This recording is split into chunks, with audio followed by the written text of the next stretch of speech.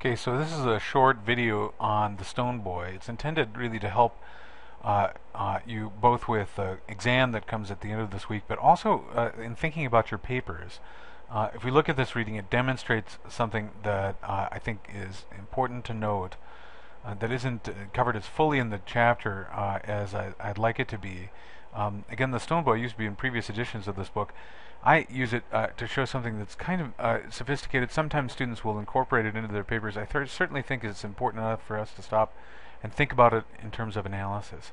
If you look at the screen, this is the actual Stone Boy reading, of course, and we're right in the middle of the story where Arnold is being interviewed by the policeman. Make sure that you read the story because I'm going to give some spoilers here, talk about the end of the story.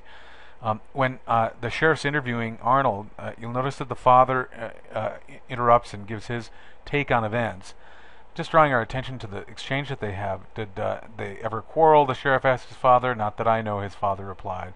It seemed to me that Arnold cared a lot for Yuji. Now the father's talking, of course, because I think he probably wants to try and help his son. At the same time, he doesn't give a really strong defense. It seemed to me he maybe doesn't even know what his son is capable of, or doesn't feel like he knows his son that well after what has happened. But the sheriff is inserting himself here because Arnold's not talking. Even Arnold's not quite sure what he should be feeling, in part because he's in shock, but because he's not had anything like this happen to him before in his life. It's unprecedented. It's something that's truly unique, and he has to accommodate it, to use the language of our class. The sheriff continues, did you? The sheriff asked Arnold. If it seemed so to his father, then it was so. Arnold nodded. In this short little exchange, you see what's going on in this story and several of the stories of our unit, and I want to make mention of it because it's not just a series of inferences built on weak facts or weak understanding of the facts or weak inferences. We actually have inferences built on other people's inferences. To get really elaborate here, if we switch now to another piece of software, I'll kind of demonstrate this visually. You have Arnold being interviewed by the sheriff, his father inserting himself. Arnold really forming his ideas about himself by talking or thinking about what his father is saying. So you have not only Arnold looking toward his father to what he's saying, but really taking in those inferences and making them his own inferences about himself. So too the sheriff will shortly thereafter say, no, we don't want him now. He's a reasonable guy. We'll probably see him in a couple of years. The sheriff, for whatever reason, maybe because he's watched 12 Angry Men and he's grouchy, or he's interviewed a couple of criminals that morning, has this opinion about Arnold that's extremely low indeed. And so Arnold too will internalize what the sheriff is saying. As unfair as it really seems to be, no one will really attend to the needs of Arnold or his grief or the fact that this is a total accident. Because no one has that point of view.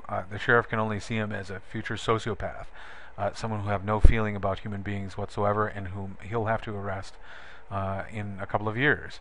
This story is not so much about trying to get Arnold off the hook. It really is about these inferences that are developed from characters, and that's why I use it in class, about how Arnold's really taking into his own understanding of himself, his own reckoning of himself, the inferences that other people make about him. Uncle Andy, too, looking at Arnold, getting quite angry because Uncle Andy really liked Yuji and making sarcastic comments in wake of the funeral about the kind of person that Arnold is. He's so reasonable, even though he did all the wrong things. Arnold taking those into account. And the story really ending with the mother developing her own inferences about Arnold. Is nighttime when you get scared and you come and want to talk to me, and she doesn't want to talk to him. This happens later in the story, of course. And Arnold again will internalize those inferences to go look at his mother's reaction and say, well, maybe I am that kind of person.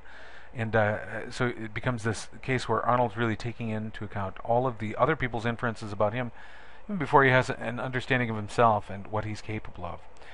Now, just flipping back to the story, you can see where this ends up, of course, kind of a grim story in its written form, though when Gina Barreau actually adapted this for Hollywood screenplay, she gave it a happy ending, and you might take a look at that if you'd like. It's an interesting story with Robert Duvall and Glenn Close and Wilford Brimley, of all people, playing Uncle Arnold.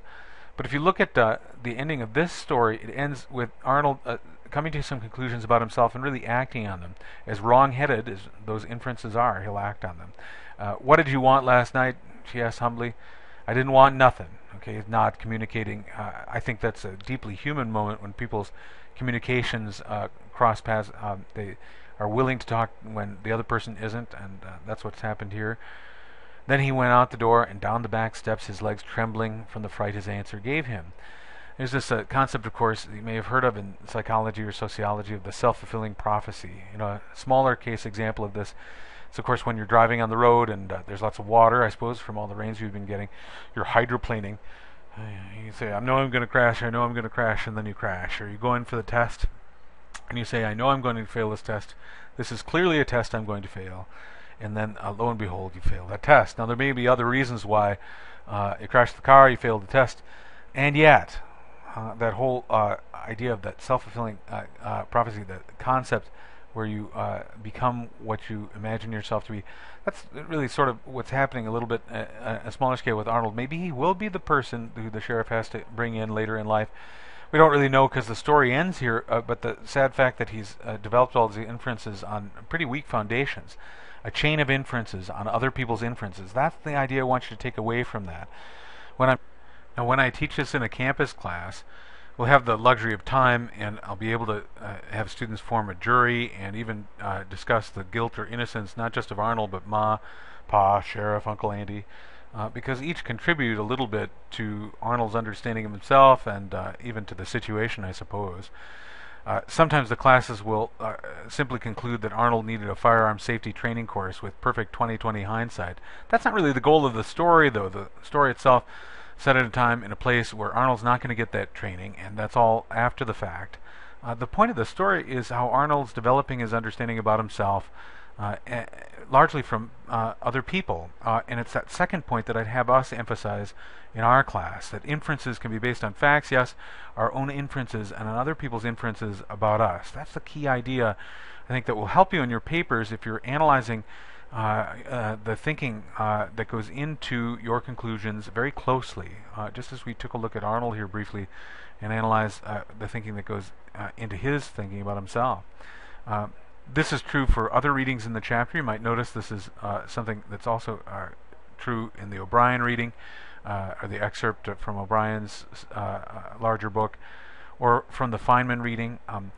It's also something that you might relate to your experience that you're writing about, those teachers, those parents who gave you an idea about yourself or who communicated an inference on which you develop further inferences.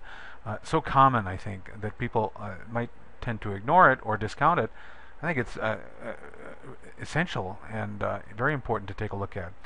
Of course, this will also form a potential exam question. Where does Arnold get his ideas?